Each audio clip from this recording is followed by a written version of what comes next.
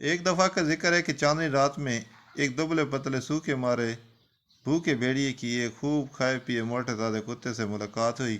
दुआ सलाम के बाद भेड़िए ने उससे पूछा, ए दोस्त, तू तो खूब तरोताज़ा दिखाई देता है। सच कहता हूँ, मैंने तुझसे ज़्यादा मोटा ताज़ा जानवर आज तक नहीं देखा।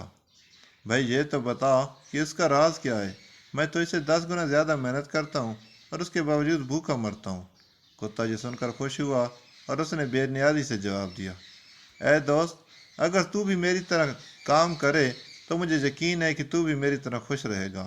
भेड़िए ने पूछा, भाई जल्दी बताओ, वो क्या बात है। कुत्ते ने जवाब दिया, तू भी मेरी तरह रात के घर को चौकीदारी करे और चोरों को घर में ना घुसने दे, बस यही काम है। भेड़िए ने कहा, भाई मैं ये दिल जान से काम करूँगा। इस वक्त मेरी हालत बहुत तंग है। मैं हर रोज़ खाने की तलाश में सारे जंगल में हैरान और परेशान मारा मारा फिरता हूँ। बारिश, पाले और बर्फबारी के सदमे उठाता हूँ, फिर भी पेट पूरी तरह नहीं भरता। अगर तेरी तरह मुझे भी गर्म घर रहने को और पेट भर खाने को मिले तो मेरे लिए इससे बेहतर क्या बात है। कुत्ते ने कहा, ये जो कुछ मैं कह रहा हूँ सच है। अब तो फिक्र मत कर, बस मेरे साथ चल। ये सुनकर भेड़िया कुत्ते के साथ साथ चल दिया।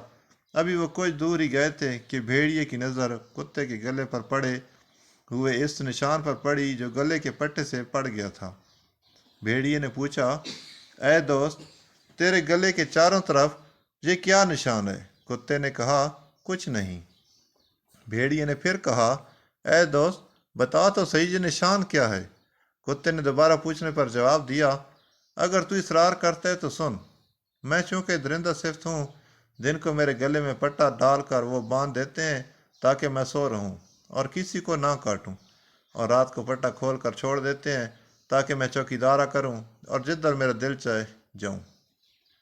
रात को खाने के बाद मेरा मालिक मेरे लिए हड्डियां और गोश्त से तैयार किया हुआ सालन मेरे सामने डालता है और बच्चियों से जो खाना बच जाता है वो सब मेरे सामने डाल दिया जाता है। घर का हर आदमी मुझसे प्यार करता है। जब खाते रख, यही सलूक जो मेरे साथ किया जाता है वही सलूक तेरे साथ होगा। ये सुनकर भेड़िया रुक गया। कुत्ते ने कहा, चलो चलो, क्या सोचते हो। भेड़िए ने कहा, ए दोस्त, मुझे तो बस माफ़ करो। ये खुशी आराम तुझे ही मुबारक हो। मेरे लिए तो आज़ादी ही सबसे बड़ी नेमत है। जैसा तूने बताया इस तरह अगर कोई मुझे बादशाह भी बना दे तो मुझे कबूल नहीं। ये कहकर भेड़िया पलटा और तेजी से दौड़ता हुआ जंगल की तरफ चल दिया।